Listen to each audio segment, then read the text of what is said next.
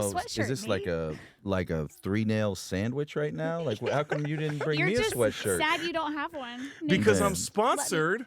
You are not. Wow. I'm not. sponsored. My mom actually loves 3 nails. She's been sending me 3 nails clothes is for It's like Cool. months now. It legit is my favorite brand. That's Yeah. wild. I've been wearing all says of their a lot. stuff, and people are like, they've been asking me like, "Hey, are you sponsored?" And I'm not, but they were kind enough to give us a promo code so that you can get a discount. Just put BESO, that's BESO. Go to 3nails, spell it out, THREE nails NAILS.com, just in case you can't spell. 3nails.com. feel like you did Use the think about promo that. code BESO for how much do they get off? 10% off. 10% off. We love a good deal. Let's go. It's legit, like, think Lululemon quality. Awesome. This is the most It's like comfortable if thing I'm. it's like put if on. Jesus made Lululemon, Wow. or Hey. if Lululemon was about Jesus. Great way to share the gospel. Let's go. Yeah. Absolutely. Go get it.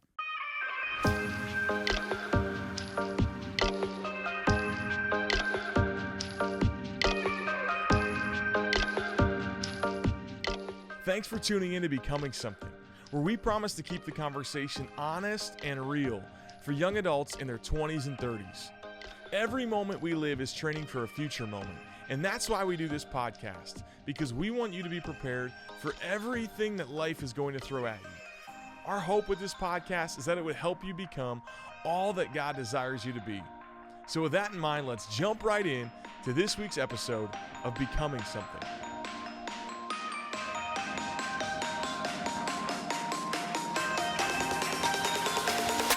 Guys, we work at the best place on the planet Earth. Chick-fil-A. I have the best coworkers. We do. The most fun. And We learn a lot. we are inviting you to join our team. We have a residency, and you could come on for 10 months, be a part of our staff, be trained for ministry, be sent all over the world, and you actually get paid to do it, and we can help you find a place to live. And how do they do that? You can go to harriscreek.org/residency. You need to apply by January 15th. And hey, you could meet me. And Oh you That's my the winning gosh. prize. and you're the assistant to the residents, right? Yes, That's the way that I'll works. get your coffee. Every yeah. every Tuesday. I'll wash your clothes. That's right. And wash your car. Yeah. We love getting to know our residents. It's so fun. Yeah, every So, single year we take really truly BESO become part of listeners the from all over the family. country. Yeah. If you Come want to here. do ministry, Yeah. if you're passionate about ministry, Yeah. This is the consider thing to joining do. our team. See ya.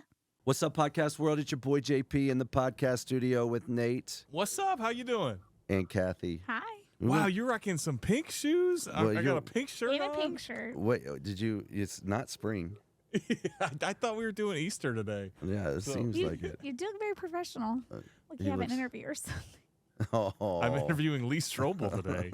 What? Lee No Strobel. way. Wow. He's on the podcast? He is on the podcast. Well, is he? Like, I feel like he's too big of a name. Typically, we're with like. You let the cat out of the bag already. That's typically my job, but you just constantly Stole his coming for my thunder. job. That's true. Man, do I sound sick? You kind of do. Are Man, you you. okay? I will say, something. boss, you look sick today, man. Oh, thanks, Oh. buddy. You're ridiculous. All right. Well, I'm excited for today. Can we just get to it? I am too. We're just gonna jump in. He talked about Easter, but more than Easter, I think we're talking about Christmas. Oh. Case for Christmas. That's the book. This is round 2 of the Case for Christmas because I give these out every year just to everyone. All, my family would give them one to every staff person. What's up? Did you know that many people believe it's an allegory? That's ridiculous. What's an allegory? Christmas. Yeah, an allegory in the Galatians. Like there are 4 other, cents. yeah, there are other religions have a virgin birth story. Okay, we're going to bring on the expert. Welcome to the podcast, Lee Strobel. Hello. Hey guys, and Kathy, right? Good Yes. to see you. Thank you. You see already, sir, that we have a lot to fix and correct. There's lots of confusion happening in the podcast studio right now. And so, why did you decide to rewrite the Case for Christmas? Well, Christmas is a time when people are more spiritually open, I think, than typical during the year. So it's a great opportunity to reach out to people who are spiritually confused or seeking answers and faith. And a lot has happened since I wrote the original one, which was done, I think back in the year 2000. There's been some new discoveries in terms of the history of Christmas, and how we got on December the 25th as being the day of Christmas. There's a dispute among scholars over one Greek word that changes everything in terms of how we typically understand what happened on Christmas. Tell them what So a Greek lot of word. What interesting Nate, stuff. tell them what word. Phileo. No, it's not that. No. Okay. What is the Greek word? What's the dispute? The dispute is over the word katalima, which is a Greek word that has been translated popularly as an inn.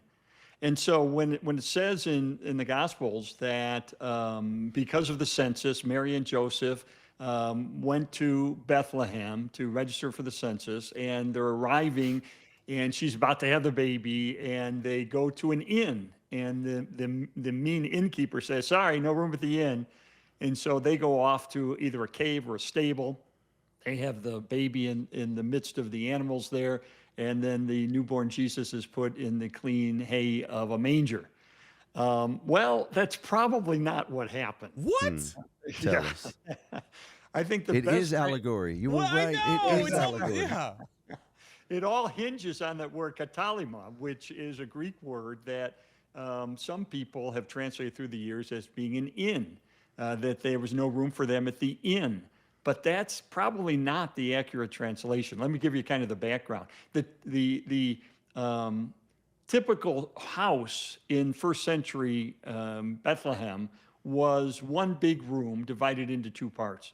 The bigger area is the living area. That's where people would live and cook and sleep and so forth. And then there were a couple of steps down into an area where they would bring the animals at night. Yeah, they usually didn't have many, a couple of sheep, a couple of goats, and so forth. So they would bring them into this smaller area. The floor was slanted outwards so it could be easily cleaned in the morning. And the animals would spend the night there, and in the morning they would let them out.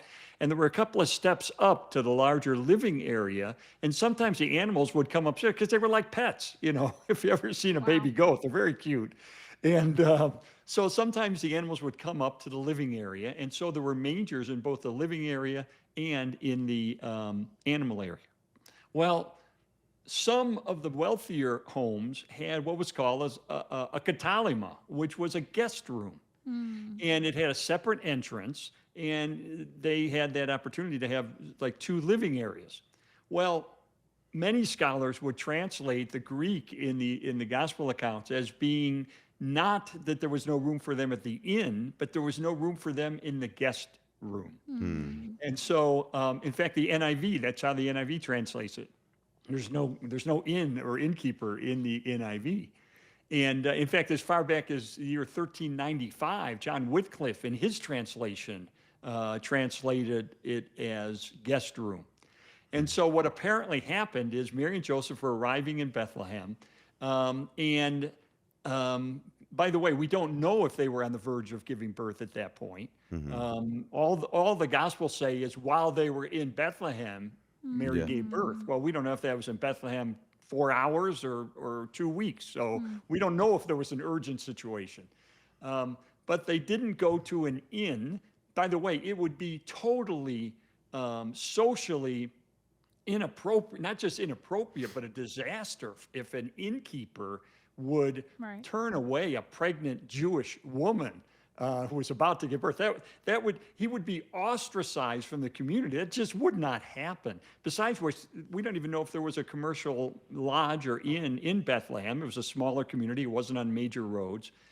And so I believe the best translation, as the NIV translates it, is they arrived in Bethlehem. They went to the homes of relatives because they were from the house of David. And they said, hey, sorry, the katalima, the guest room, is already taken. So she probably gave birth in the living area. And by the way, there was a manger. And by the way, some of the animals may have come up and witnessed all of this. And the newborn Jesus was indeed placed in the manger in the living area. So that one translation of that one Greek word, it really changes the story quite a bit. And there is some dispute about it, but I think, based on my research, the best translation is guest room, especially when you think that Luke knew a better Greek word if this was to be an inn or a lodge. Pandoheion is the word that he used, the Greek word he used in the story of the Good Samaritan. And that was an inn. He didn't use that word. He used katalima. That's So it's most likely that there was no inn, there was no innkeeper, and they just didn't have room in the guest room of the home that they were into. Have you been to Israel, Mr. Strobel? Not this month. So several times then. No, I've actually, to be honest with you, I've never been to Israel. Oh, okay. That's what I was like, not this much. Yeah. Because you go when I went, they take you into a cave, if you will, and they're like, hey, this is probably where Jesus was born. But then there's the another place where they say, hey, this is Jesus was born. Right. And so I've wrestled with that because I'm like, no, I think it was more like a house as you shared. Why just Well, you know what? It's interesting you mentioned the cave because in about the year 200, there was an apocryphal gospel that was written, and it does not really have the historical validity that the earlier gospels had. It is more of a fictional account. And in that account, which got quite a bit of circulation, in that account, Mary and Joseph are 3 miles away from getting into Bethlehem, and she's having the baby. She can't even make it to Bethlehem, so she gives birth in a cave. Wow. So that's where the cave idea kind of came in. Yeah. It's not a historically reliable document. What do you know what it was called? What's that? What the apocryphal document was? Do you know where Yeah, it came it's from? called the Proto-Evangelism of James. Oh wow. Okay. Yeah. And so that's probably where the idea of the cave came from. And so why December 25th? Well, that's a fascinating story. December the 25th was right around the winter solstice, and there was a lot of pagan festivals that went on, a lot of debauchery, heavy drinking, sexuality, immorality, and so forth. And so how did we end up having December 25th, right around that area, being celebrated as the birth date of Jesus? Because we don't know. And interestingly, we don't know the birth date of Jesus because the Bible doesn't tell it. And you know why the Bible doesn't tell it? Because early Christians didn't care about birthdays. Right. So we found some letters that some Christian leaders had written in which they make fun of the Romans for celebrating birthdays. Why would you that's celebrate? funny. Who cares? Yeah. Who cares when a person was born? Now, what they did celebrate were dates of martyrdom. So if someone was martyred, that date was celebrated. So nobody paid attention. Nobody cared when Jesus was born. And then later they thought, well, maybe we should figure it out. So around the year 200, a bunch of theologians went over to Egypt and said, hey, let's try to figure out when he was born. They came up with the date of May 20th. Wow. Because the shepherds were in the fields, the sheep were giving birth, and so they came up with May 20th. But here's what's really interesting. A very prominent scholar at Yale Divinity School came up with a theory that in the early Christian days, there was a huge connection between creation and redemption. And there was a belief that Jesus would have been conceived on the same date of the year, same day of the year, that he died. So there's a connection between creation and redemption. And so in about the year 200, Tertullian, an early church leader, said, well, let's try to figure out the day that Jesus died. And so he computed, based on the Roman calendar of the day, that Jesus died on March the 25th. Well, according to their connection between creation and redemption, that means Jesus would have been conceived on March the 25th. Well, 9 months after that is December the 25th. And in fact, interestingly, I found a writing by Sextus Julius Africanus, who was a very, very early church historian. This is about the year 200. And in that, he says that Jesus was conceived on March the 25th. Well, how would he know? Wow. Yeah. How would he know that? Because he's computing it from the date of his Oh. execution, from his death. That is why I've never Isn't heard that before. Interesting? I've Yeah. never heard that. I Okay. had never Okay. found that before, and it seems to be well supported in the literature. When you take that, view it from that perspective, Yeah. it's like things just kind of fall together. And you go, oh, well, that makes sense. So they in summary, they believed that he died on March 25th, which Right. means he would have been conceived on March 25th, Right. which if you move forward 9 months, you get to December 25th, and that's Right. how we got Christmas as December 25th, which probably and did it coincide or have something to do with the winter solstice? Like that's Well, I've heard that theory, but I don't know. yeah, I think that Christians saw this opportunity To at redeem the winter something. solstice time to be a counterpoint Yeah. to the debauchery of the pagan festivals around the winter solstice. Yeah. So, there's some Christians who think, oh, well, Christmas was originally a pagan holiday, Right. and that no, it was seen as a counterpoint to Mm. the pagan festivals that were taking place, Yeah. and so that's kind of the latest theory on That, how we ended up with December the 25th, which I think is fascinating. that's where I thought you were going with the redemption and creation and just a redemptive theology is so often I think people won't celebrate something because they think, oh, it has pagan roots, when in Yeah. reality it seems like early Christians would kind of dig out the pagan foundation and lay something new there that Yeah. was a redemptive Well, it's a idea. good point. I was online. A Christian woman, had responded to a tweet that I had sent out, an X or whatever you call it. Yeah, It's on X An anymore. I X. can't get sure. the nomenclature right. But she said, "Oh, I stopped celebrating Christmas Yeah, because it's Oh. really based on a pagan celebration, pagan holiday."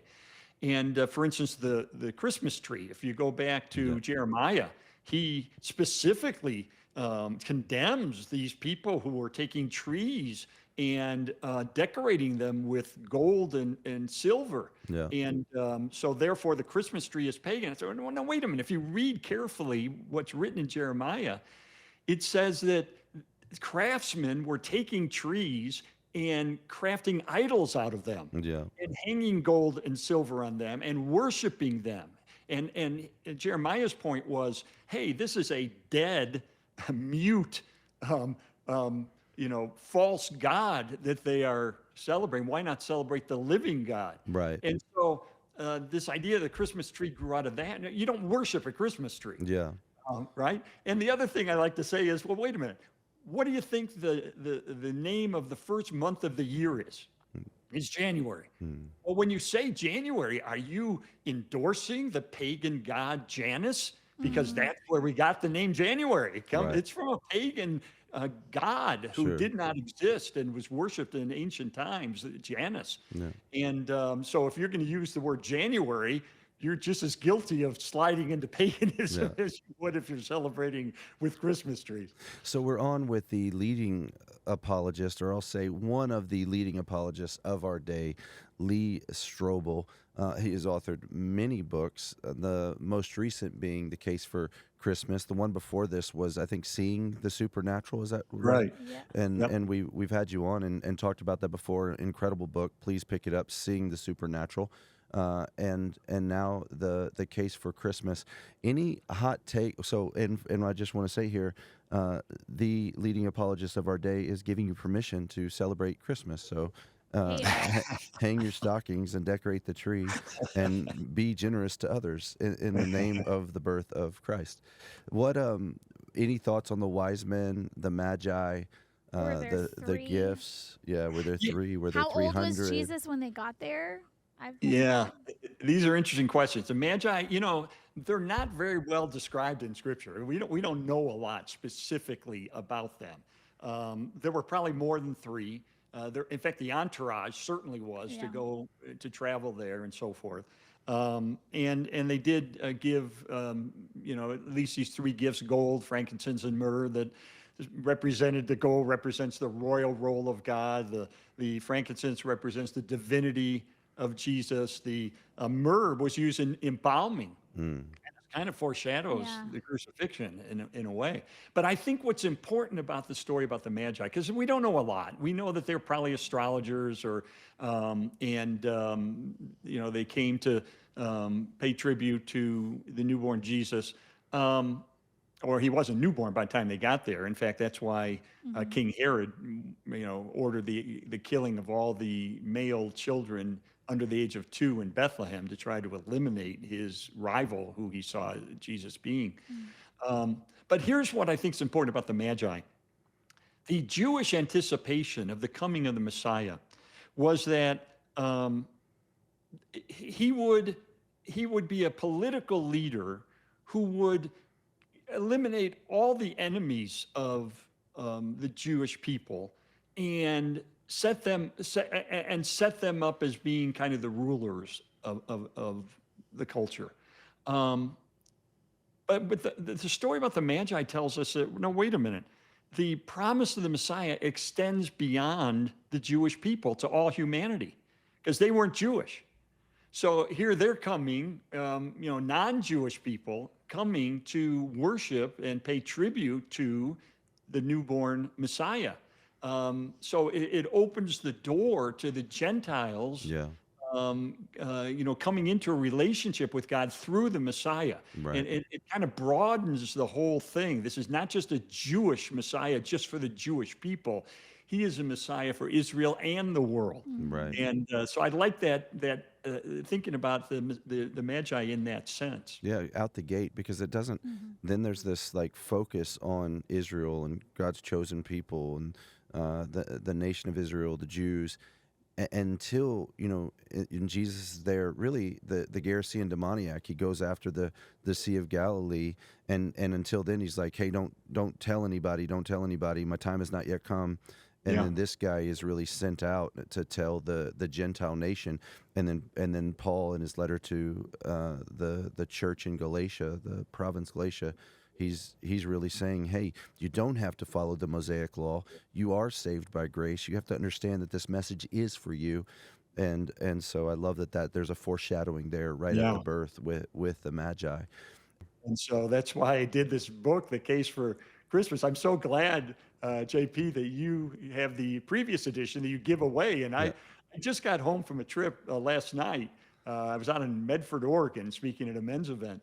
And I passed out 6 copies of the book along the way to 3 to people at the restaurant where we ate at the airport, 1 on the way back at a restaurant at the airport.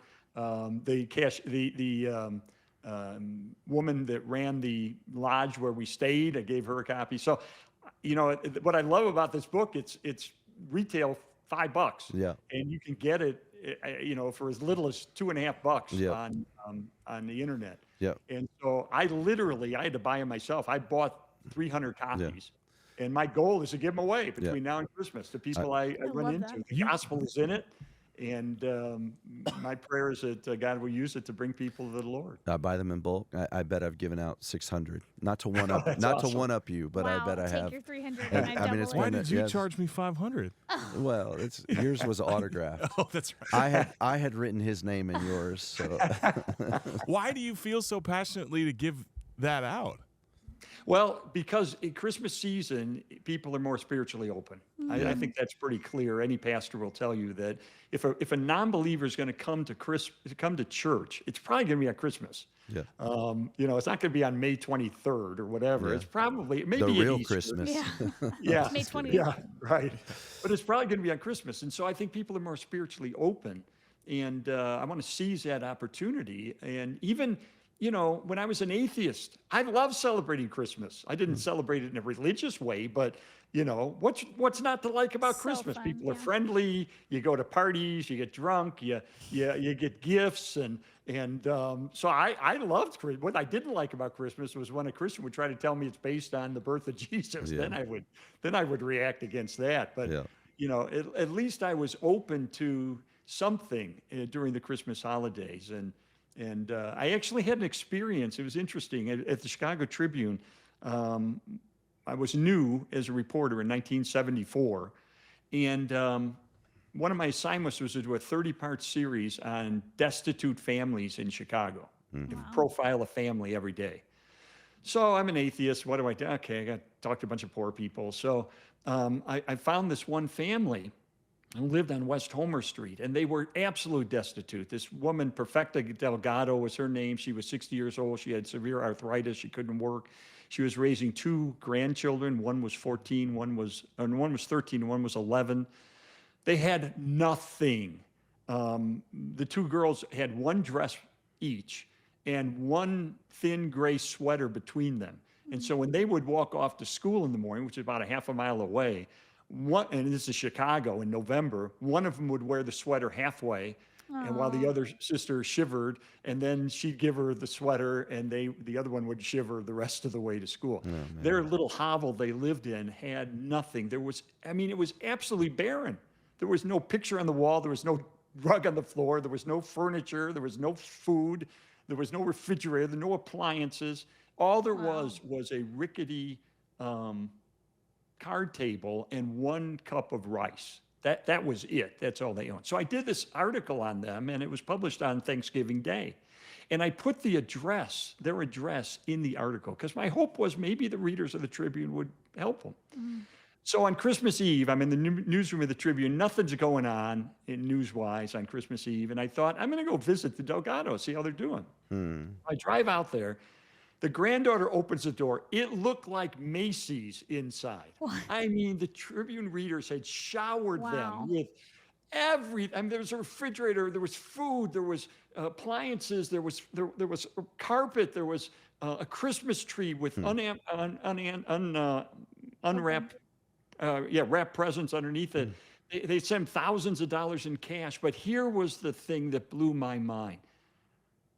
I had interrupted the grandchildren and the grandmother boxing up a lot of this newfound wealth so they could give it away to their neighbors. Gosh. And I said, what are you doing? Because if it were me, if I had anything extra, I'd be selling it, you know? I mean, and they said, no. They said, this is very generous, that, but we cannot have plenty while our neighbors have nothing. And I said, well, are you thankful for what these readers of the Tribune did? And they said, oh, this is a great gift. This is, God, I think, provided this. But she said, that's not the greatest gift of God. She said, that's tomorrow. We celebrate that tomorrow. That is Jesus.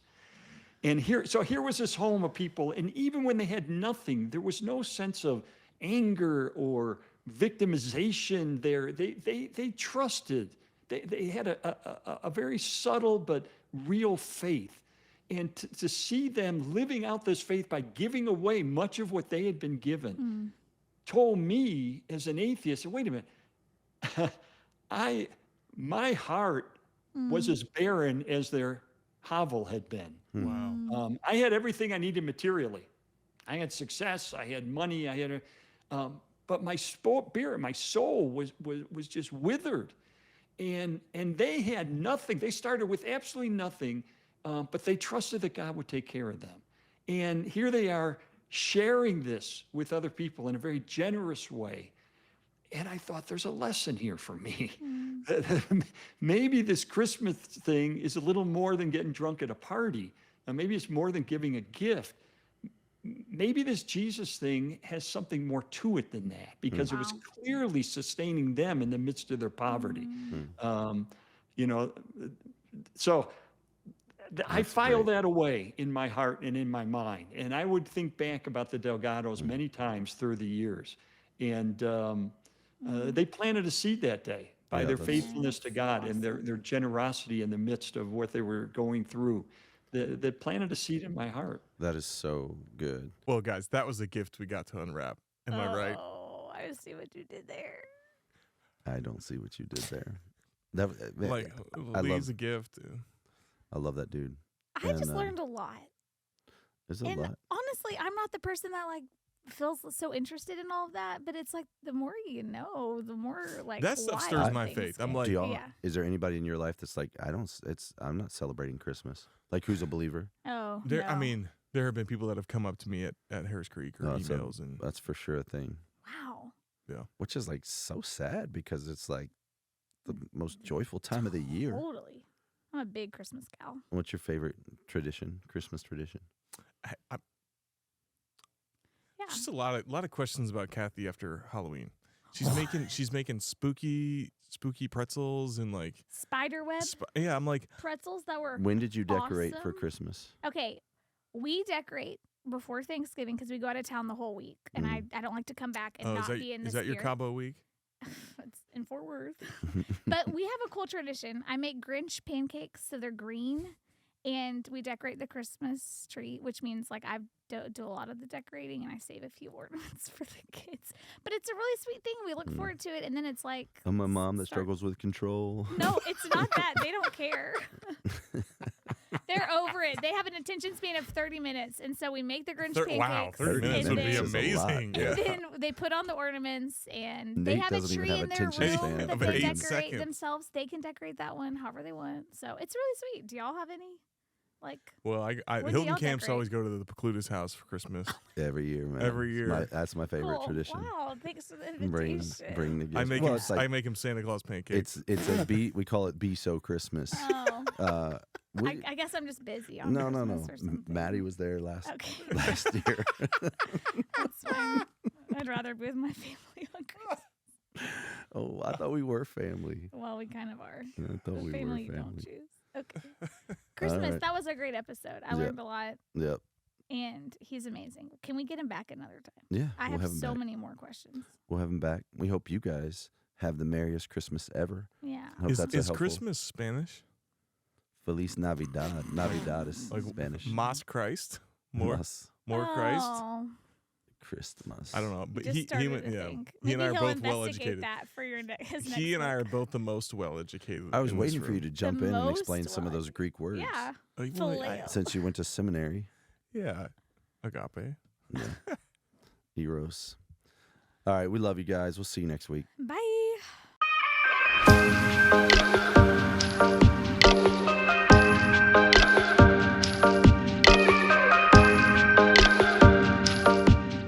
Thanks for tuning in to Becoming Something, where we promise to keep the conversation honest and real for young adults in their 20s and 30s.